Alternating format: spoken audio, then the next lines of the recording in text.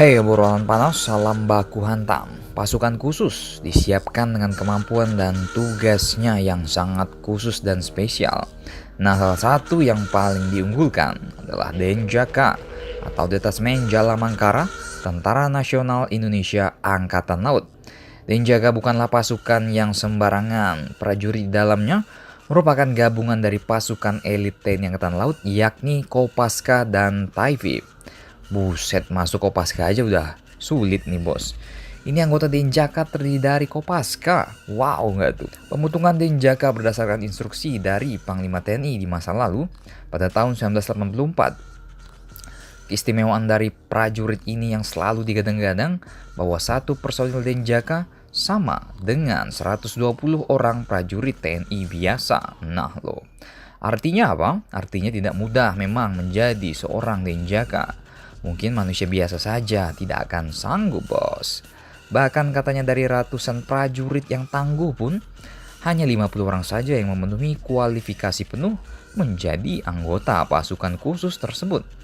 Mereka akan mendapat pelatihan yang sangat keras yang biasa dilakukan di Kawah Chandra di Muka, Situbondo. Bahkan tahun-tahun sebelumnya tidak sedikit prajurit yang gagal dalam proses pendidikannya dan hanya belasan saja yang diterima.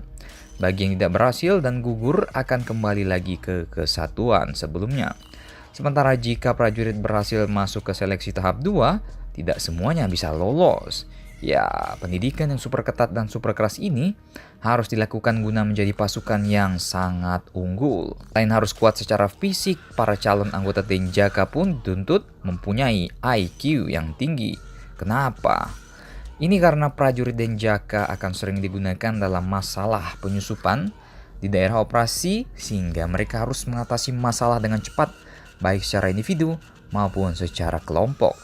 Selama dalam proses pendidikan calon anggota hanya akan mendapat teori di dalam kelas 20% saja, selebihnya mereka akan berlatih langsung di dalam hutan, laut, dan udara. Nah, buat kalian para mahasiswa yang tidak suka di kelas mungkin bisa mengikuti seleksi Denjaka.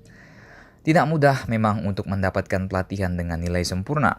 Mereka harus mendapatkan pendidikan super ketat dan keras, melakukan penyusupan dengan terjun payung, bergerak cepat di dalam laut, dan bertahan hidup di daratan. Terpaan ombak di Laut Banyuwangi yang biasanya menghanyutkan perahu nelayan harus bisa mereka atasi. Mereka harus bertahan sekaligus menyelamatkan diri sendiri dan anggota lainnya. Bahkan mereka kerap dengan kaki dan tangan terikat di ombang-ambing di lautan. Nah loh, sangat berat bukan?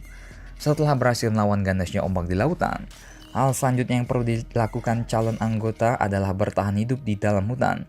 Perbekalan pada para anggota pelatihannya hanyalah garam saja, ya lumayan. Bahkan air minum pun tidak dibekali. Mereka benar-benar harus mencari sendiri di dalam hutan. Sementara proses pelatihannya biasanya dilakukan di alas purwo. Tepat di tengah hutan, mereka harus bisa bertahan hidup selama berhari-hari.